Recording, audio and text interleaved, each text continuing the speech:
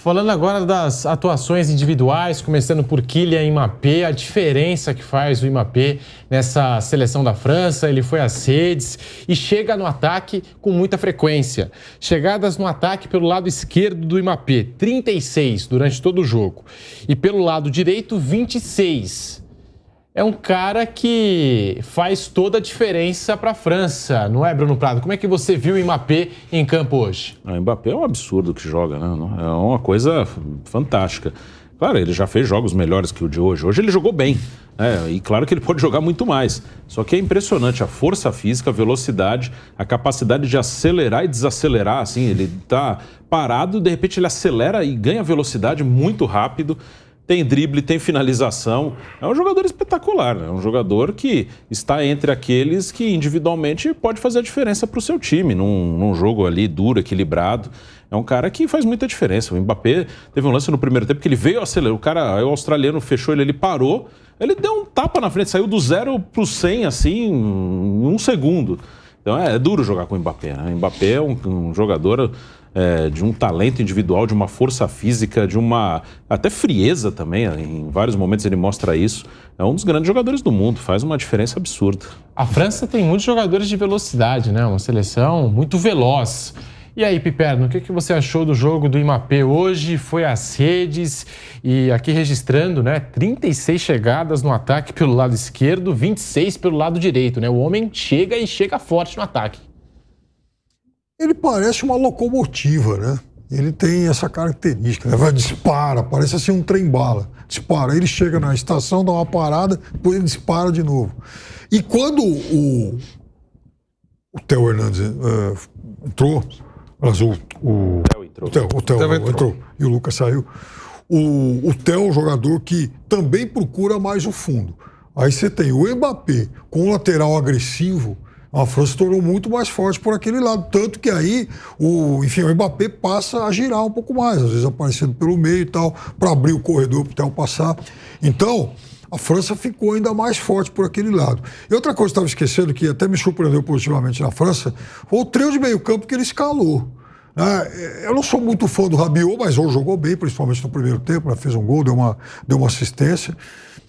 Mas ele tinha praticamente só uma dupla, né, de jogadores marcando mais. Aí tinha 4 jogadores à frente com característica mais agressiva. Então, nisso a França me surpreendeu positivamente, porque, veja, era uma França que não faz muito tempo jogava com linha de 3 zagueiros e mais 2 caras de marcação no meio campo. Era mais conservadora. E observando também, falando sobre jogadores específicos, né? A gente comentava lá dentro do estádio, principalmente na primeira etapa, e na segunda etapa consolidou essa boa atuação com um gol. Mas como é diferente o Mbappé, ainda mais vendo de perto, né, a atuação do camisa 10 da seleção francesa. E também um ponto negativo da França, que é a perda do Lucas Hernandes, né, que acabou saindo lesionado, entrou o Theo no lugar dele, são irmãos, jogam na mesma posição, lateral esquerdo. Agora, o quanto essa perda, vamos ver o que vai ser essa lesão, né? Qual o nível de gravidade dessa lesão e o quanto isso pode ser compensado com um gênio chamado Mbappé, esse monstro que pode, nesse ano, colocar a segunda vez a mão na taça da Copa do Mundo com 23 anos. De fato, né? Hoje a defesa do time francês era o goleiro do Tottenham, um jogador do Liverpool, Konaté, e 3 homens da linha defensiva do Bayern de Munique. Um deles estava machucado, mas entrou o irmão que joga no Milan e tudo seguiu ali normalmente. Acho que não teve muito problema pela fragilidade do adversário. Só uma coisa, só para a gente exemplificar essa diferença de onde que jogam as duas equipes. Eu estou frisando justamente porque os outros jogam no Celtic, no Hertha Mediolanum, o outro joga no São Paulo. E por aí vai, são jogadores modestos do time. Um joga da Adelaide United, são jogadores de um patamar bem abaixo. Isso ficou bem claro. Mas o Mbappé especificamente, né, de fato, você vendo no estádio, o Piperno falava sobre ele há pouco, né, é um jogador que assim, é assustador, né? Ele põe a bola na frente, ele tem um arranque, ele parte assim, muito rapidamente, parece que tem um corredor de 100 metros rasos, e sendo no caso seria o Mbappé, e um sujeito normal ali que tem que marcar o corredor de 100 metros, ele explode, ele vai embora, ele some, é tipo uma locomotiva, como disse o Pipe, ele vai embora, ele some, aí ele toma a frente, e a bola grudada no pé, Ele não perde o controle da bola. Esse é o mais impressionante. Exato, que é rápido e a bola está com ele. E dribla muito rápido, finaliza. E hoje fez uma partida, digamos, nota, sei lá, 6,5, 7, né? Porque o Mbappé joga muito mais do que isso. Hoje perdeu até um gol incrível numa jogada do Dembélé pela direita, que ele acabou chutando por cima do travessão no primeiro tempo. Mas é de fato assustador. E uma outra coisa que me chamou a atenção é essa, assim, é um comportamento que o país aqui é mais distante, é mais caro vir para cá. As torcidas francesas dos clubes são extremamente barulhentas, né? Até às vezes agressivas e tal. A torcida da França, que era uma plateia, a da Austrália você nem ouvia. Assim, o silêncio no estádio era uma coisa assustadora em alguns momentos. O jogo estava 1-1, silêncio. 2-1, silêncio. 4-1, silêncio. Assim, você não parece que está no estádio. Cedo foi o contrário. A Argentina jogando contra a seleção da Arábia Saudita, 2 torcidas e uma festa impressionante dos sauditas. Bem diferente os momentos hoje nesses 2 jogos, o que abriu a jornada e o que fechou esse dia de futebol aqui na Copa do Mundo. E claro que a gente fala de uma Copa do Mundo, claro que os preços vão ser mais caros, a gente não está comparando, e com todo respeito, a um campeonato regional. É uma diferença absurda, é normal que o preço seja mais caro, é mais difícil você chegar no local, mas isso também afasta o torcedor mais apaixonado. Acaba sendo o cara que tem o dinheiro, que às vezes nem vai para os jogos do dia a dia e vai a cada 4 anos para acompanhar uma Copa do Mundo. Isso acaba afastando um pouquinho da essência do futebol, né, Mauro? Eu acho que é justamente isso, né? Assim, virou um espetáculo com fogos no começo, apagam as luzes, acende a lanterninha do celular, mas tem muito pouco de futebol, assim, de atmosfera de estádio. De emoção mesmo, né? Hoje nós vimos realmente hoje foi um dia especial a vitória da Arábia Saudita sobre a Argentina, independentemente de rivalidade sul-americana, porque o que nós vimos hoje foi um momento histórico.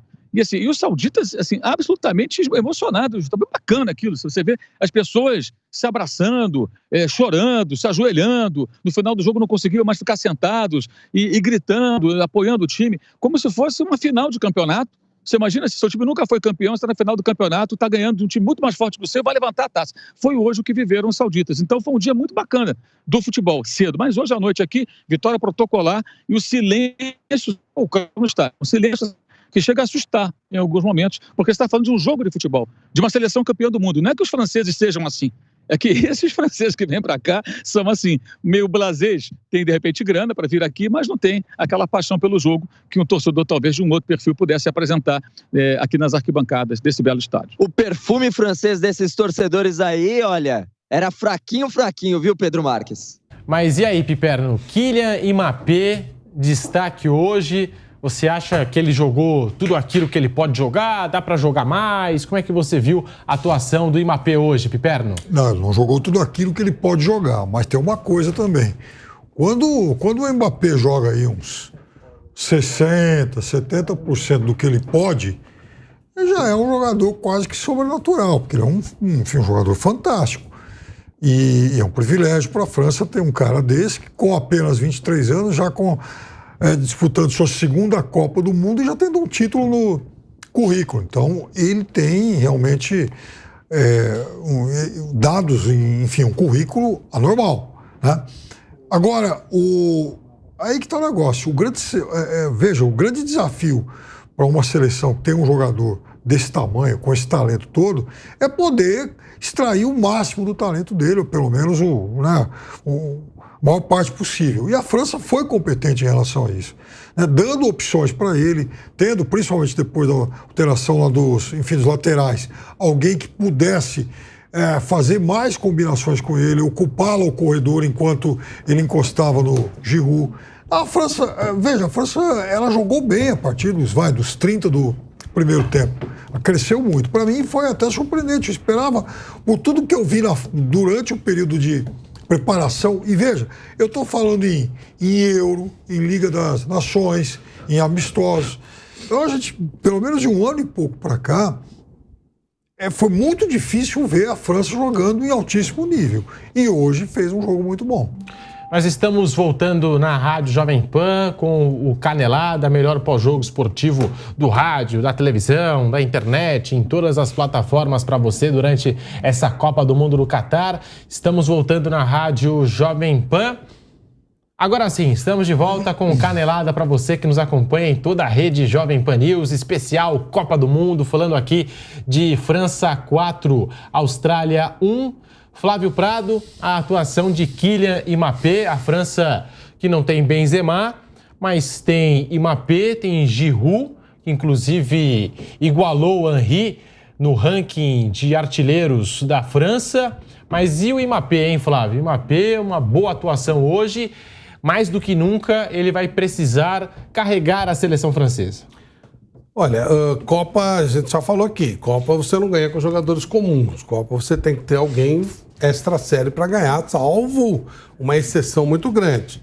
Mas a Copa vai ser decidida por quem? Pelo Neymar, pelo Mbappé, pelo Cristiano Ronaldo, pelo Messi. São esses caras que decidem Copa. Se tiver um conjunto brilhante, pode acontecer, mas é muito difícil. Você tem que ter um extra série. Principalmente uma seleção como a francesa, que vinha muito mal. O Pé não me lembrou. Fazia tempo que a gente não viu uma atuação decente da seleção da França. E é uma seleção bagunçada, né? Sinceramente, impressionou essa primeira rodada, ganhou por 4-1 e tal. Não consigo ver. Para não dizer que eu nunca vi uma seleção zoneada ser campeã do mundo, eu vi a Itália em 82, que era uma várzea. Era uma várzea. Sai jogador da cadeia, os caras brigam com todo mundo e tal. Mas foi a única que eu vi, seleção zoneada, ser campeã do mundo. No mais, os caras estão juntos, os caras não têm problema e tal. De repente, a França pode ser a segunda. Se hoje a França tivesse enfrentado a Dinamarca, por exemplo, que é superior à Austrália, né? Eu acho que não tem comparação. Você acha que a França teria tido dificuldades, mesmo com o Mbappé, Giroud? A França teve dificuldade no primeiro tempo, né? Ela tomou gol e tal, depois que ela limpou o jogo. Mas só no comecinho, né? A Dinamarca, quando jogou com a França recentemente, ela foi melhor, ela ganhou o jogo. Mas a Dinamarca hoje foi uma decepção. Então, o jogo da Dinamarca foi... Sabe aquele jogo assim que você fica lembrando aquele jogo de campeonato paulista, final de primeira fase, sabe? Que você só começa a imaginar, pô, como é que eu vou embora? Eu quero que eu vou embora, disso, não. Onde é que eu tô e tal. Não, foi horrível. O jogo Dinamarca e Tunísia foi daqueles de lascar, né? Então foi uma surpresa extremamente negativa a Dinamarca. Mas acho também que dá para mudar isso, dá para melhorar isso. Espero muito mais a Dinamarca. E achei que a França conseguiu um resultado importante, mas ainda muito pouco para credenciar. A bagunça dela é maior do que a bola que ela tem, embora tenha o Mbappé, que é um jogador extra-série. Claro. O dia de hoje a gente teve a vitória da Arábia Saudita, 2-1, jogo legal de se assistir, França 4, Austrália 1. Mas é importante destacar, nos últimos 71 jogos de Copa do Mundo, nós tivemos 3 0-0. E desses 3 empates por 0-0, 2 aconteceram hoje. Em México e Polônia, e em Dinamarca e Tunísia. Mas falando de Kylian Mbappé, Bruno Prado, para mim o Mbappé pode ser o grande nome da Copa do Mundo. Você concorda? Pode. Ele é um dos jogadores mais talentosos que está disputando a Copa e depende, né? Se ele vai ser o grande nome, depende de até onde vai a seleção dele. O grande nome, ele fica muito marcado pelo resultado, pelo título, ou uma campanha como a da Croácia na Copa passada. O Modric ganhou todos os prêmios individuais da Copa e da FIFA ali, da France Football, porque para a Croácia um vice-campeonato é uma coisa como um título, né? Ninguém apontava a Croácia como favorita ao título. A Croácia não tinha essa cobrança para ser campeão do mundo. Chegou na final, foi algo fantástico. Então o Modric tinha ali um grande jogador para ser o símbolo dessa campanha, acabou sendo o Modric, o cara que ganhou os prêmios individuais ali na última Copa. Então, mas a França do Mbappé é uma seleção que entra com a cobrança de defender o título. Então, para a França, o resultado bom é o título. Se ela cair no meio do caminho, ele vai acabar, mesmo que faça uma boa Copa, não tendo o mesmo destaque. Mas é um jogador aí que tem a tendência de, nos próximos anos, estar sempre ali no topo, até pela idade. O Cristiano Ronaldo está no seu final de carreira. Aliás, hoje, né, uma notícia extra Copa, mas vale, né? Só mais uma vez, né, hoje foi anunciada a rescisão do Cristiano Ronaldo com o Manchester United. Né? Em comum acordo, o Manchester United divulgou uma nota oficial e neste momento o Cristiano Ronaldo é um jogador sem clube. Né? O Cristiano Ronaldo não é mais jogador do Manchester United. Ele já está no seu final de carreira, o Messi também caminhando para o final, Neymar ainda tem 30 anos, mas o Mbappé é mais jovem ainda.